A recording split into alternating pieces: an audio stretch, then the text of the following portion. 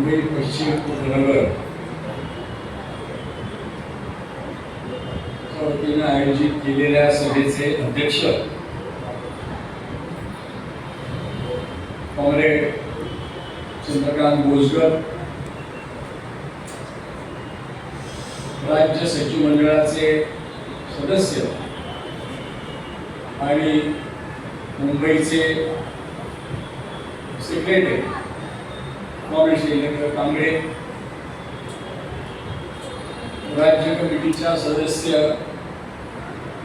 Comrade doctor Kirti Shekhar, comrade K Narayanan, Shashikumar,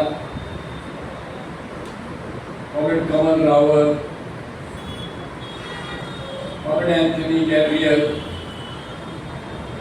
comrade K Dhanapalan और मेरे भाइयों बहनों कॉम्रेड्स, ये मेरी परीक्षा का समय है क्योंकि जो भाषा में मैं बोलते आया हूँ वो भाषा में अगर यहाँ पे बोलूँ तो आप बहुत सारे लोग नहीं समझ पाएंगे। उससे ज्यादा दिक्कत ये है मेरे लिए, अब मैं जो भाषा में बोल रहा हूँ वो भाषा में भी आप कुछ समझ पाएंगे या नहीं, वो मैं नहीं कह सकता। तो अगर आप कुछ समझ नहीं पाए तो मुझे क्षमा करें। मैं मराठी न बोलने की कोशिश करूंगा, मराठी न बोलने की कोशिश करूंगा। आज हमारे नेता कॉम्रेड महेंद्र सिंह, इनको गुजरते हुए 4 साल हो गए और उसका आज जो स्मृति दिन हम मना रहे हैं उसमें आज के हालात में वो क्या सोचते, इसका कुछ ये याद करते हुए हम यहाँ पे बात करने की कोशिश करेंगे। कॉम्रेड महेंद्र सिंह सिर्फ मुंबई के नेता नहीं थे,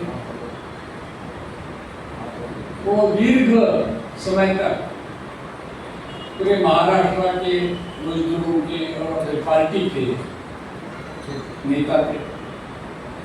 सिर्फ महाराष्ट्र के नेता नहीं, वो भारत के नेता थे। अपने party communist party of India Marxist की जो केंद्रीय कमेटी है, वो केंद्रीय कमेटी के सदस्य और वो केंद्रीय कमेटी के सदस्य होने के नाते महाराष्ट्र के पार्टी के सचिव मंडल के नेता होने के नाते,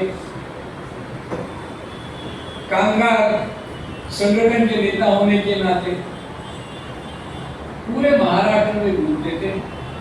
मुझे याद है तो मेरे जिले में 1980 से लेके आते थे और वहां आके अगर उनकी भाषा मातृभाषा हिंदी भी हो तो वहां आके वो मराठी में बात करते थे, वो मराठी में बात करते थे क्योंकि लोगों को समझ। तो आज जो हमारे सामने विषय है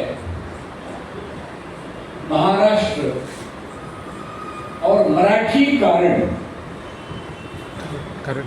मराठी कारण,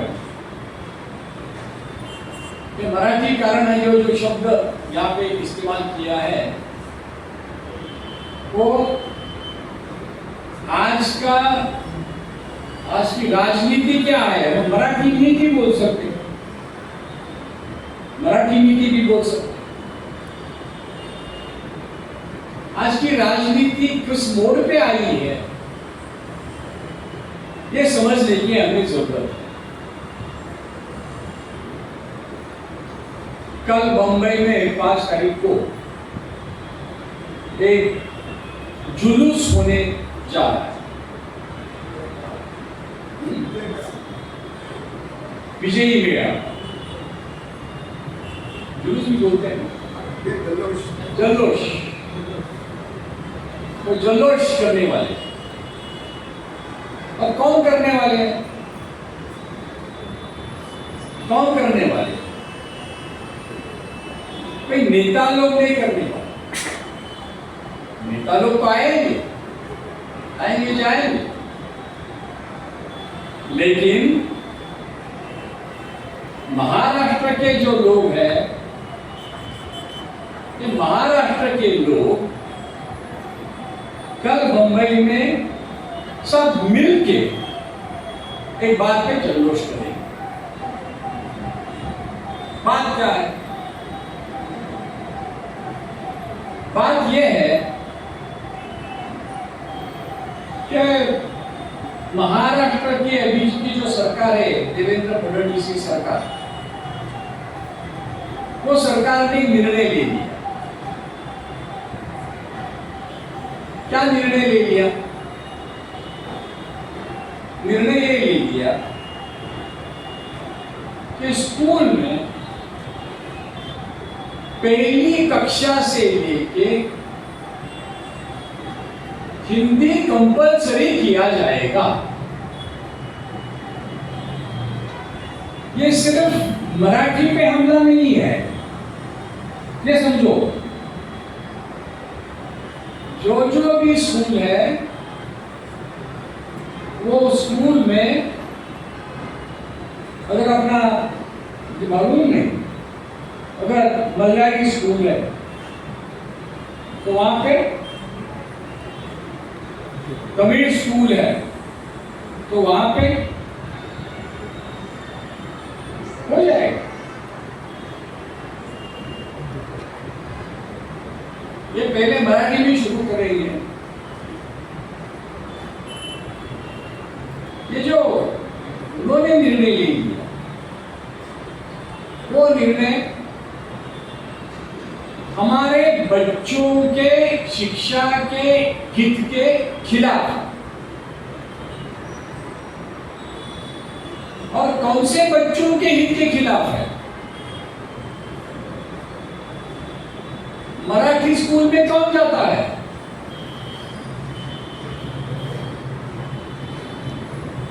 मराठी स्कूल में जो मजदूर वर्ग है, तो मजदूर वर्ग के बच्चे मराठी स्कूल में जाता है, उनके क्या हालात है वो हम बाद में देखेंगे। लेकिन मेहनत का जनता जो है, मेहनत का जनता के बच्चे जो स्कूल में जाते हैं, उनके ऊपर उन्होंने निर्णय रोक लिया।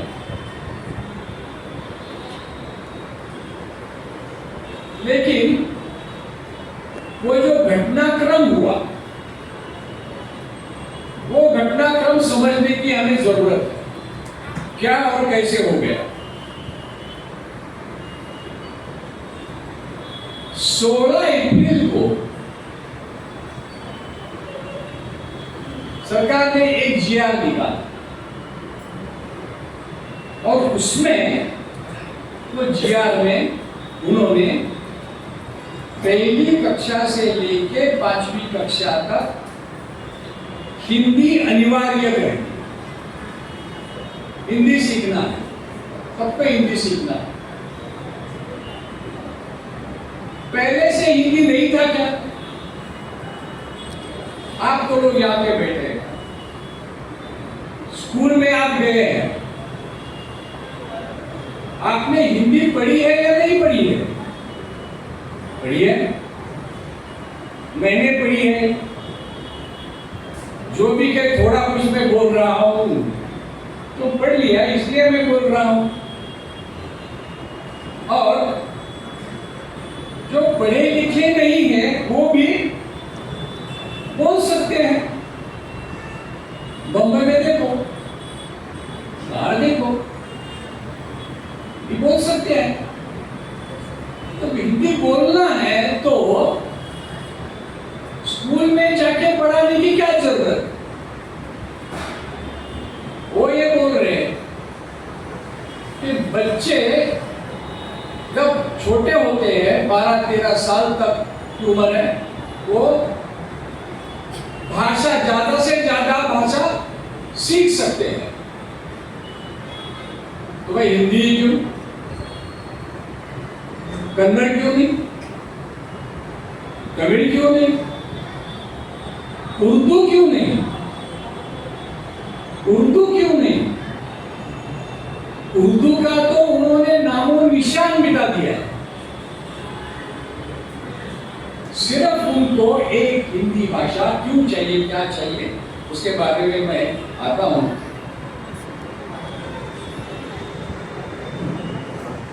लेकिन ये 16 अप्रैल को उन्होंने जो जीआर निकाला कि हिंदी हम कंपलसरी कर रहे हैं 5वीं तक, तो उसको जो जोर से पूरा महाराष्ट्र के एजुकेशन सेक्टर से, टीचरों से, सब जनता से उसको जो विरोध हो गया, ये गलत बात है।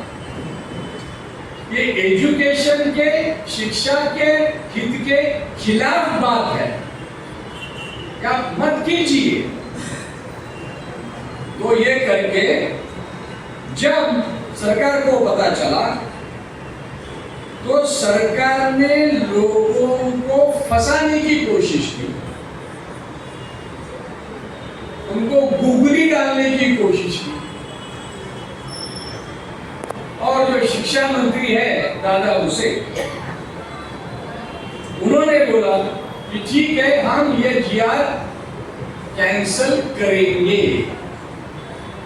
कैंसिल किया क्या? कैंसिल नहीं। उनको लगा कि हम बोलेंगे तो लोग मान लेंगे। लोगों ने बोला नहीं, सिर्फ घोषणा करने से नहीं होता। आप तो घोषणा बहुत सारे करके आए हैं, घोषणा से नहीं होगा, वो लिख के देना पड़ेगा। तो जीआर निकाला है, वो जीआर आपको रद्द करना पड़ेगा। और ये जो मराठी भाषा के लिए काम करने वाला जो एक अभ्यास केंद्र है, उसके जो प्रमुख है प्रोफेसर दीपक पवार, सब हमारे तरफ से, सबके तरफ से उनसे बात हो गई। मैं ये यहाँ पे बहुत गर्व से कहना चाहूंगा, 16 तारीख को सरकार ने जीआर निकाला,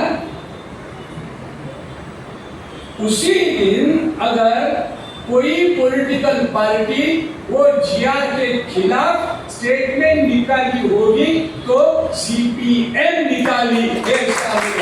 और पहली पार्टी है, उसके बाद बाकी लोग आए। कल ये विजयी मेळावा में आके जो बड़ा बड़ा भाषण करेंगे वो भी बाद में आए। हम पहले निकाले, हम पहले मीटिंग ले लिए और ये सरकार को बोला कि आप विश्वासघात कर रहे हैं, कैंसल करना करेंगे बोले थे, अब कैंसल नहीं किए। तो दूसरे दिन 17 जून को इन्होंने क्या किया, एक और जीआर निकाला, और एक जीआर निकाला।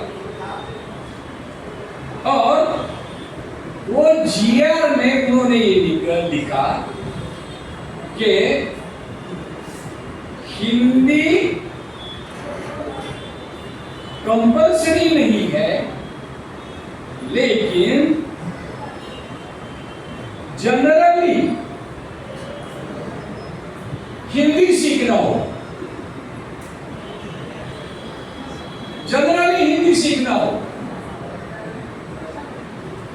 और अगर दूसरी भाषा सीखना है हिंदी के अलावा, 3 भाषा सीखना हो, एक मराठी, दूसरी तो अंग्रेजी होती है और तीसरी हिंदी। अगर हिंदी नहीं सीखनी है तो तीसरी भाषा समझो कि आपको कोई असामीज भाषा सीखनी है, या ओडिया भाषा सीखनी है, या उर्दू भाषा सीखनी है, या तमिल भाषा सीखनी है, तो वर्ग में कम से कम 20 स्टूडेंट्स होना चाहिए। अब ये 20 स्टूडेंट्स कहां से लाएंगे? ये किसकी जिम्मेवारी? वो भाषा सीखने वाला जो है वो घूमेगा, बच्चा घूमेगा और तमिल कौन बोलता है, तमिल कौन बोलता है, तमिल कौन बोलता है, किसको सीखना है, उसको लाके खड़ा करेगा। ये दूसरा एक उन्होंने हमें फंसाने की कोशिश की, उसको भी विरोध कर तो बोले नहीं, ये नहीं चलेगा, आपको ये कैंसिल ही करना पड़ेगा। तो 23 जून को ये फडणवीस ने वो बोला कि अरे बहुत लोग खिलाफ जा रहे हैं, तो हम उसको स्थगिति दी। हम क्या बोल रहे थे? कैंसिल करो। वो क्या बोल रहे हैं? स्थगिति देंगे। स्थगिति का मतलब क्या है? आज रुकते हैं, शायद कल अगर आप ठंडा हो जाएंगे तो हम फिर लाएंगे, जितना रखेंगे। तो हम स्थगिति दे रहे हैं। फडणवीस बोले हम लोगों से चर्चा करेंगे। वो एक शब्द इस्तेमाल करते हैं, स्टेक होल्डर। स्टेक होल्डर का मतलब बैंक में स्टेक होल्डर होते हैं, जो बैंक में पैसा डालते हैं उसके स्टेक होल्डर होते हैं। हम चर्चा करेंगे, एजुकेशन के लोगों से चर्चा करेंगे। किसके साथ चर्चा करेंगे? सीपीएम के साथ चर्चा करेंगे? सीपीएम के साथ चर्चा नहीं करेंगे। उद्धव ठाकरे के साथ चर्चा करेंगे? उद्धव ठाकरे के साथ चर्चा नहीं करेंगे। उनके जो कुछ चमचे हैं वो चमचे लाएंगे, उनके साथ चर्चा करेंगे। एक चर्चा करके वो एक मत बन गया, ऐसा करके वो दिखा। वो बोले ये भी नहीं चलेगा, ये भी नहीं चलेगा। और उसके बाद 26 जून को ये जो शिक्षा मंत्री है दादा भुसे, उन्होंने और एक अजीब बात कही। वो बोले उसमें हम लिखना नहीं पढ़ाएंगे, पहली और दूसरी में हम लिखना नहीं पढ़ाएंगे, हम सिर्फ बोलना पढ़ाएंगे। अरे बोलना तो अभी सब बात है, सब बच्चे, तुम्हारे सब बच्चे जो है सब बोलते हैं। अगर लिखना नहीं है तो वो पढ़ाने की क्या जरूरत है? वो एक अगेन फंसाने की उन्होंने कोशिश की। और एक बात उन्होंने की कि हम ऑनलाइन पढ़ाएंगे, ऑनलाइन पढ़ाएंगे। तो जो बच्चों के पास स्मार्टफोन नहीं है, डेटा नहीं है, तो किसके पास नहीं होगा? क्या नहीं मालूम। तो ये सब जो बातें चल रही थी, ये सब बातें, ये जो शिक्षा में उनको किसी ना किसी तरह से हिंदी थोपना है, किसी ना किसी तरह से हिंदी थोपना है महाराष्ट्र में। ये क्यों करना है, ये हमें समझना पड़ेगा।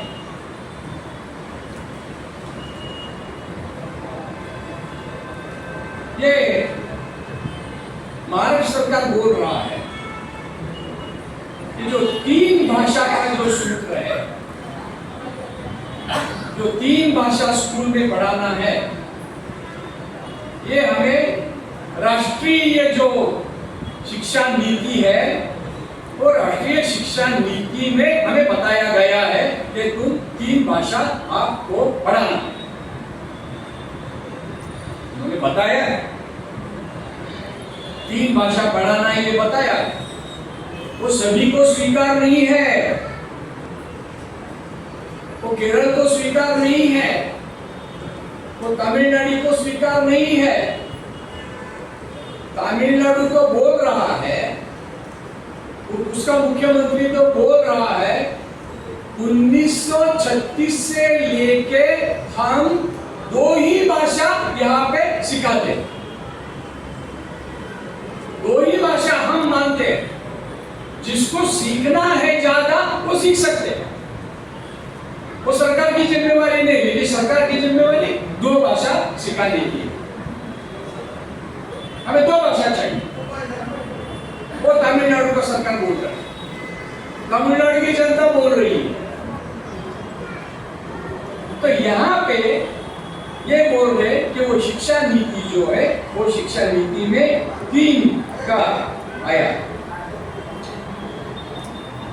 जब केंद्र सरकार ने वो 3 भाषा में से एक भाषा हिंदी होनी चाहिए,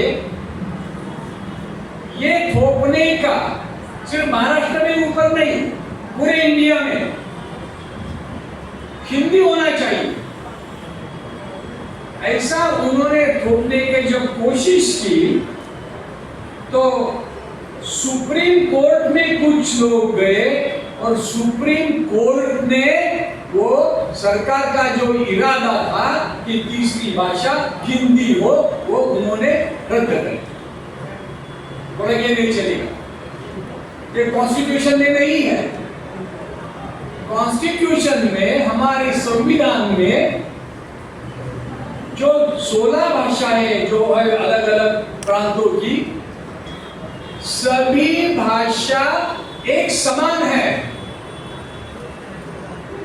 कोई भी भाषा ऊपर और दूसरी भाषा नीचे नहीं है। संविधान में सभी भाषा समान है। ये बीजेपी वाले भी बोलते हैं कि सभी भाषा समान है, लेकिन हिंदी ज्यादा समान है। ये ज्यादा समान क्या होता है? ज्यादा समान क्या होता है? एक अंग्रेजी नॉवेल है, उसमें वो मोर, ऑल आर इक्वल बट समान मोर इक्वल। तो सब भाषाएं समान है, लेकिन हिंदी ज्यादा समान है। ज्यादा समान क्यों है?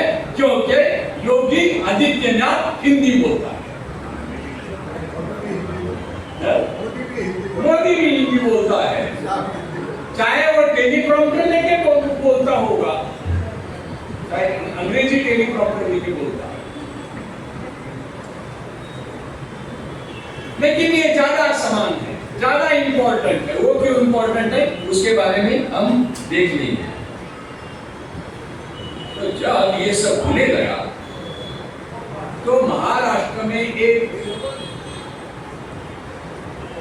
आज तक कुछ सालों में जो हुआ नहीं, बहुत सालों से हुआ नहीं, 2014 के बाद जो हुआ नहीं, वो पहली बार हुआ। 29 जून को महाराष्ट्र के सभी अखबारों ने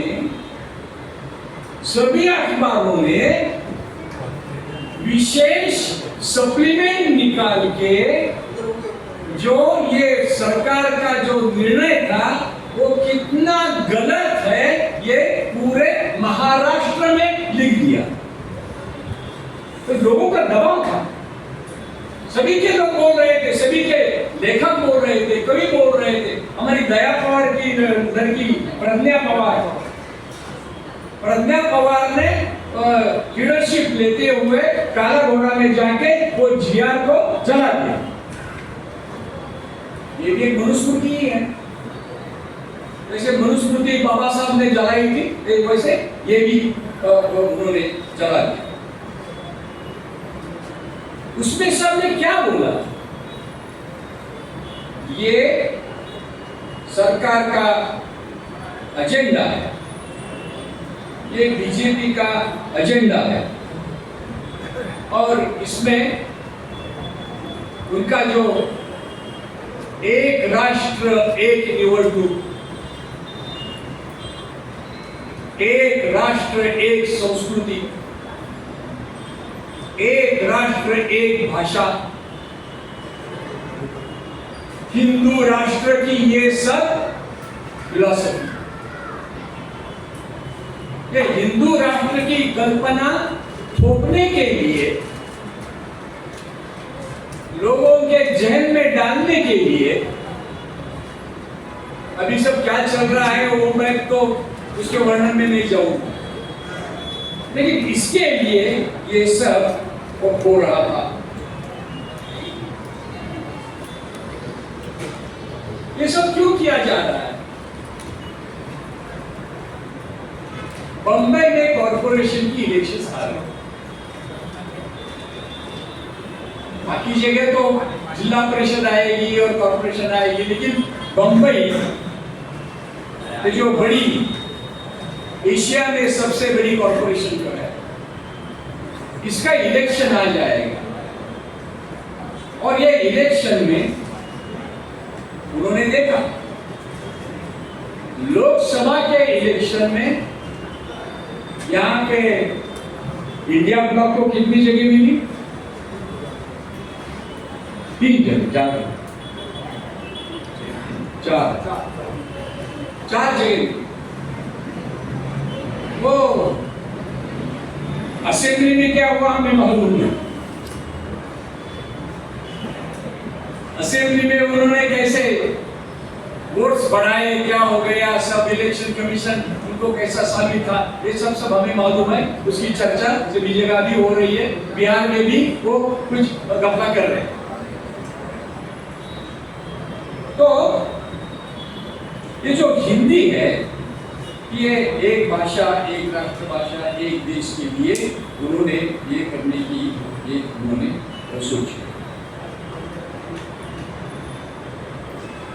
ये सरकार को महाराष्ट्र क्या है ये समझा। यहां पे ये जो इसके हिंदी के शक्ति के खिलाफ जो लोगों की भावना जो तैयार हो गई, वो कोई पॉलिटिकल पार्टी ने बताया इसलिए नहीं, लोगों में गुस्सा उभर के आ गया, क्योंकि लोगों ने ये महसूस किया कि बार बार हमारे ऊपर हमला हो रहा है, बार बार मराठी के ऊपर हमला हो रहा है, बार बार यहाँ की जो लोकशाही है, लोकशाही के ऊपर हमला हो रहा है। इधर के लोगों ने चुनी हुई जो सरकार है, वो सरकार पे तोड़ के उसके ऊपर हमला हो रहा है। ये मराठी के ऊपर जो हमला हो रहा है, और ये मराठी कौन सी? ये महाराष्ट्र कौन सा? ये महाराष्ट्र किसने बनाया? ये महाराष्ट्र कामगारों ने बनाया। अभी शैलेंद्र कामरे ने बोला 106, 107 हुतात्मा वो शहीद हो गए ये महाराष्ट्र बनाने में, ये बंबई को लेके महाराष्ट्र बनाने में। ये पूंजीपति के खिलाफ ये कामगारों ने ये महाराष्ट्र बनाया। ये कामगारों ने, ये कष्ट करने वाला जो तबका है, उन्होंने ये भाषा ये अपनी जीती रखी। जो कल कुछ लोग बोलेंगे मराठी मराठी के बारे में बड़ा भाषण करेंगे, लेकिन उनके बच्चे मराठी मीडियम में नहीं पढ़ते, वो स्कॉटिश स्कूल में पढ़ते। ठीक है, कोई बात नहीं, आपके बच्चे पढ़ते होंगे, लेकिन कम से कम हमारा जो दबाव है, हमारा जो हक है, वो हक के बाजू में आप अगर बोल रहे हैं तो ठीक है, हम सुन लेंगे, हम ठीक तरीके से हम सुन लेंगे। अगर महेंद्र सिंह होते तो क्या रवैया नहीं, उनकी भाषा, मातृभाषा कौन सी थी? गढ़वाली। मैं तो उसको हिंदी बोलता हूं, तो हिंदी नहीं है। ये हिंदी क्या चीज है? हिंदी क्या चीज है? ये हिंदी कहाँ गढ़वाली है, कहाँ अवधी है, भोजपुरी है, मैथिली, वो सब अलग अलग है। मैथिली है, बिहारी, तो वो सबको मिला के वो हिंदी बोल रहे हैं। तो हम क्या पढ़े? हम गढ़वाली पढ़े या मैथिली पढ़े? क्या पढ़े? वो भी एक प्रॉब्लम है। महेंद्र सिंह अगर होते तो ये मराठी के बारे में और ये हिंदी कंपल्सरी करने के बारे में क्या सोचते? जो पार्टी की सोच है, जो पार्टी ने जो सोचा है, जो पहले से सोचा है, वही बोलते। वो हमें समझाते, वो हमें क्या समझाते? वो ये हमें समझाते, कॉमरेड, तुम सीपीएम के कार्यकर्ता हो, तुम सीपीएम के मेंबर हो, सीपीएम का जो संविधान है और सीपीएम का जो प्रोग्राम है वो पढ़ो, और पार्टी के प्रोग्राम में, पार्टी के कार्यक्रम में हमने क्या लिखा है? पार्टी के कार्यक्रम में 6 पॉइंट का छठवां पॉइंट है, उसमें लिखा है यहां का जो गवर्नमेंट होगा, इस देश का जो गवर्नमेंट होगा, उसमें अलग अलग राज्य है, यूपी है, एमपी है, महाराष्ट्र है, केरला है, तमिलनाडु है, अलग अलग राज्य है, और वो अलग राज्यों की उनकी खुद की अलग पहचान है, उनकी अलग पहचान है। वो इंडिया का, यूनियन का घटक है, लेकिन सिर्फ घटक नहीं है, उससे भी और कुछ है। ये हमारे प्रोग्राम में बताया, और ये सब एक समान है, सब स्टेट्स एक समान है, तो उनकी जो भाषा है वो भाषा भी सब समान है, सब भाषा समान है। और उतना ही नहीं, all languages are national languages. Marathi national language है, तमिल नेशनल लैंग्वेज है, मलयालम नेशनल लैंग्वेज है, हिंदी नेशनल लैंग्वेज, उससे ज्यादा कुछ नहीं है। वहां पे ऐसा नहीं है, सब नेशनल लैंग्वेज है और हिंदी मोर नेशनल लैंग्वेज है, ऐसा नहीं है, सब नेशनल लैंग्वेज है। ये हमने लिखा है और उसमें लिखा है, पार्टी के प्रोग्राम में लिखा है, जिस प्रोग्राम को लेके ये पार्टी बन गई उसमें लिखा है कि हिंदी की शक्ति नहीं की जाए, किसी के भी ऊपर हिंदी थोपी नहीं जाएगी, ये हमारे पार्टी के प्रोग्राम में लिखा। तो अगर ये है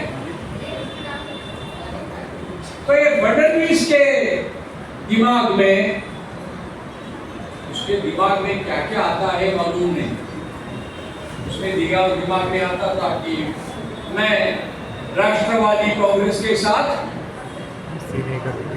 नहीं जाऊंगा, नहीं जाऊंगा, नहीं। 3 बार वो एक होने के पहले तलाक लिया था, 3 बार गया उनके साथ। 1 नंबर का झूठा। तो उसमें ये हिंदी कहां से आया है? पार्टी, हमारी पार्टी जो केंद्र सरकार का जो कुछ भी नीति है, वो नीति क्या चल रही है देखती है, और 2 जून 2019 को पार्टी ने एक रिजोल्यूशन किया था।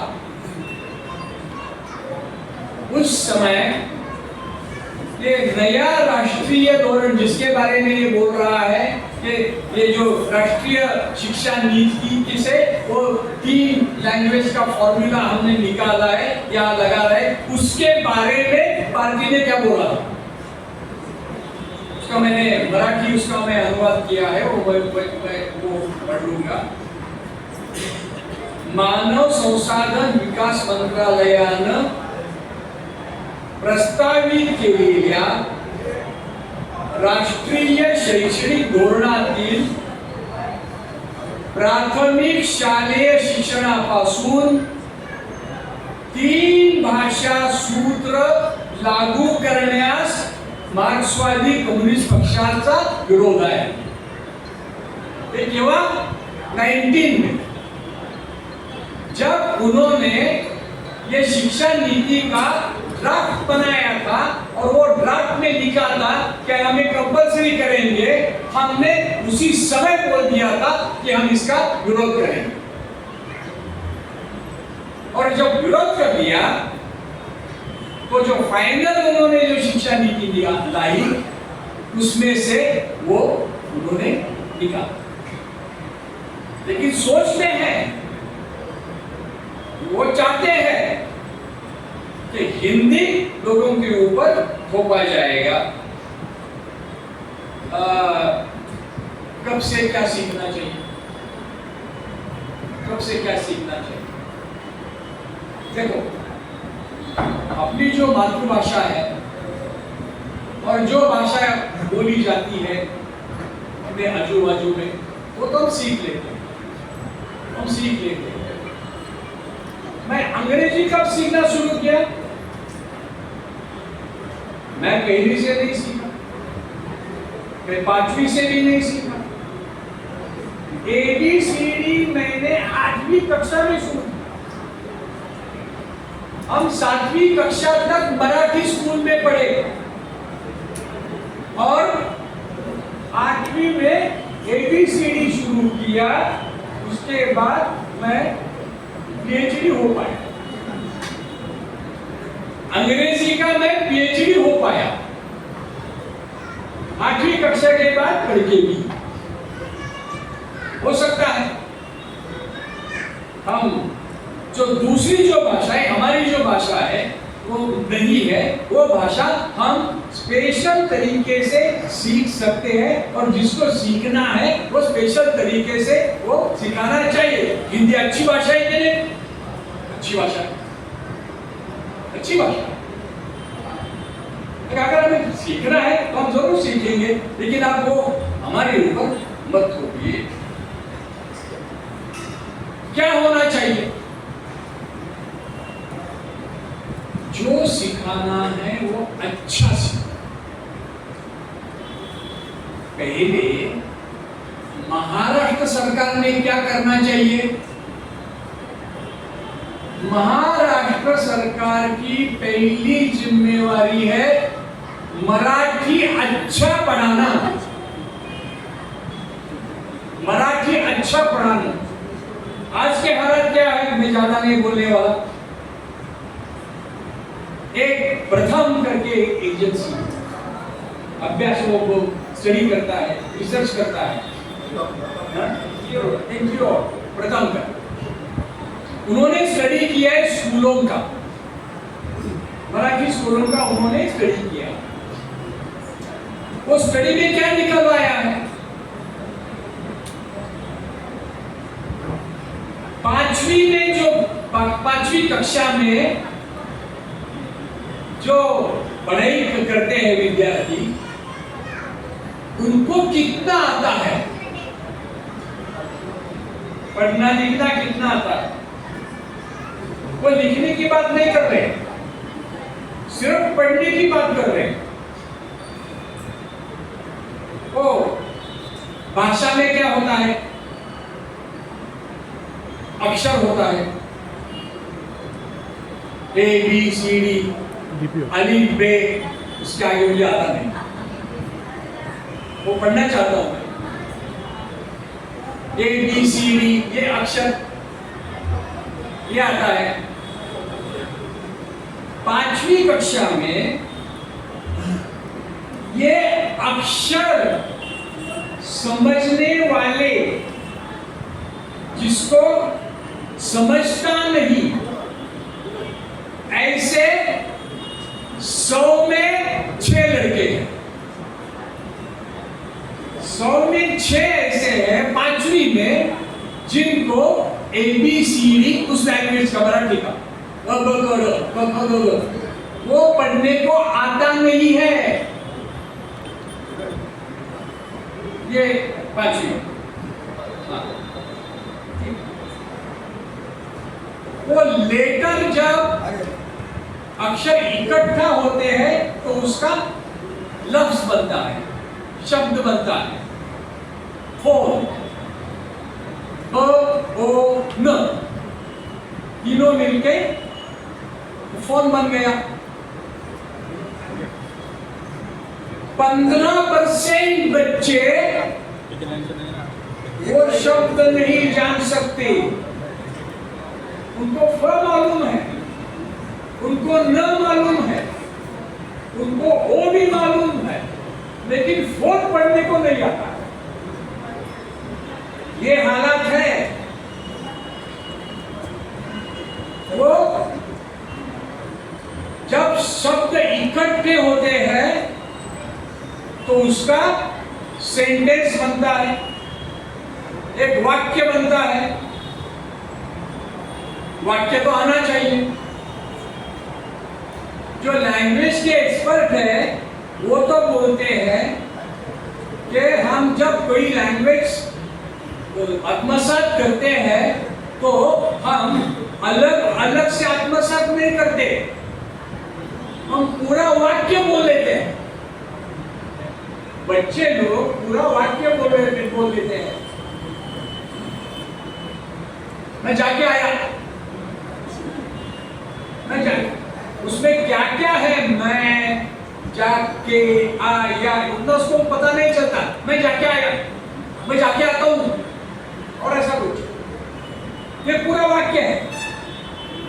वो किताब में से वो पांचवी के जो लड़के हैं उनको पढ़ने को कितने लोगों को आता नहीं है? 17% बच्चों को, 100 में से 17 को वो पांचवी में गए हैं, उसको पढ़ना नहीं आता है पूरा वाक्य। क्या करेगा? ये विश्व गुरु कैसा बनेगा दुनिया में जाके? और एक उन्होंने बताया, ये पहली का जो किताब है उसके बारे में, दूसरी की किताब 5वीं का जो क्लास का बच्चा है, लड़का है लड़की है, उसमें से 20% वो दूसरी की किताब नहीं पढ़ सकते। ये अपने स्कूलों के हालात है, ये सरकार के स्कूलों के हालात है। बाकी मैथमेटिक्स और बाकी सब चीजें वो तो बहुत दूर की है। जो लड़ाई है वो ये लड़ाई है। अभी इन्होंने क्या शुरू कर दिया, इंटरनेशनल स्कूल, केजी। यहां पे केजी की क्या फी है? मुफ्त केजी है? मुफ्त केजी नहीं। जहां पे हम लैंग्वेज सीख सकते हैं वो केजी नहीं है। केजी में डालने के लिए कितनी फी देनी पड़ती है आपको? यहाँ 2 लाख 2 लाख सर, हमरे 2 लाख 2 लाख साल ना 2 लाख। हाँ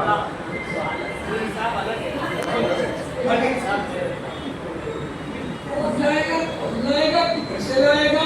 इसके ऊपर डॉलर डालेगा, अदानी पे डॉलर डालेगा।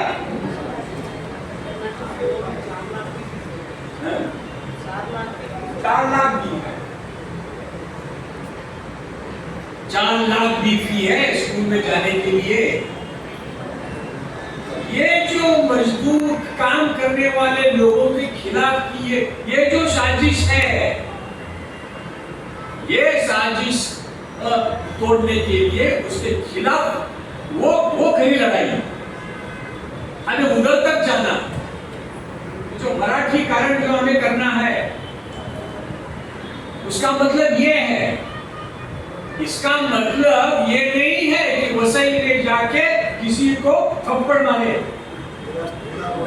मीरा रोड इधर उधर ये थप्पड़ मारने का काम नहीं है, हाथ को अच्छा काम देने का। हाथ का भी उपयोग होता है ना, हाथ का भी उपयोग होता है, अच्छा बुरा उपयोग होता है। अभी कैसे बुरे उपयोग किए जाते हैं उसके ऊपर मैं जाता नहीं।